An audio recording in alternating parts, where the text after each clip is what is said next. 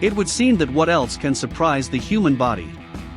Unusual facts about fingers will tell you what is interesting and useful for people to know. And also do not forget to like, subscribe and bell for good luck. Here we go. The Indians call the thumb of the hand as the mother, the Somalis as the grandfather, and the Malays as the big brother of the other fingers. The width of the thumb, or rather, its nail, is one of the natural measures of length. This is how elementary school students are taught to define a centimeter. The thumbnail grows the slowest and curls into a spiral if allowed to grow sufficiently. Some people are able to twist the outermost phalanx of the thumb almost right back. On the feet, only the big toes have a name. Nothing definitive has been invented for the rest. In most languages, the ring finger is not. In many European languages it is called the ring finger because it often wears rings. In ancient times there was a belief that a straight vein led from the ring finger of the left hand to the heart, a symbol of love. That is why both Egyptians and Romans wore wedding rings on the ring finger of the left hand. In Finnish, Tatar and Persian the ring finger is also called the ring finger. According to some linguists, this name reflects a belief in the magical properties of the finger and the fear of saying its name. If you compare people with long fingers and people with short fingers, the former can be very diligent, can go into detail well, but people with short, especially knotty, fingers see the big picture better. That's why the best administrators, executives, directors of large enterprises, warlords, etc., are people with short fingers. People with long fingers are not suitable for such a life path, although they are more thoughtful, patient, caring, often gentler in treatment and calmer than people with short fingers. However, two short fingers with a large hand indicate mental retardation, and two long fingers give the type of person who is lost in minutiae, fearful, and lacking in outlook. The thumb characterizes a person's personality and can say a lot about him or her.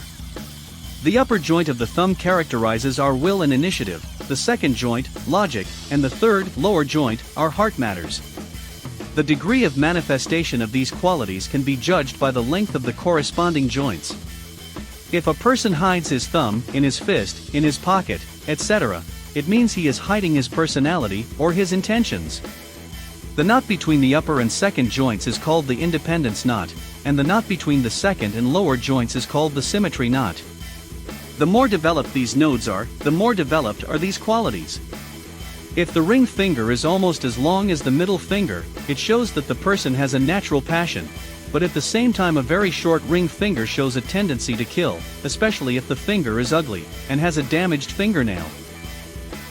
The longer, stronger and more mobile the little finger, the more oratorical ability a person has, the more independent and autonomous his character and the richer he is gifted by nature.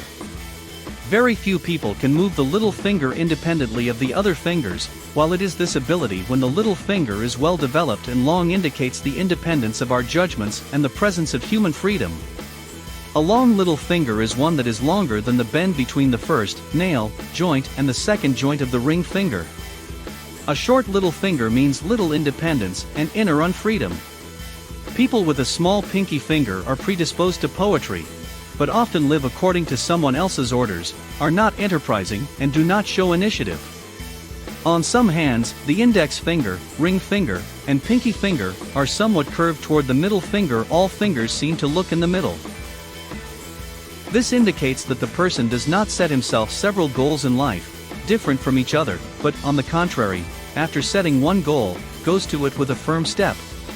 On the contrary, there are hands where the fingers are curved away from the middle finger. These people are incapable of concentration. They are scattered in their thoughts and deeds without reaching the goal.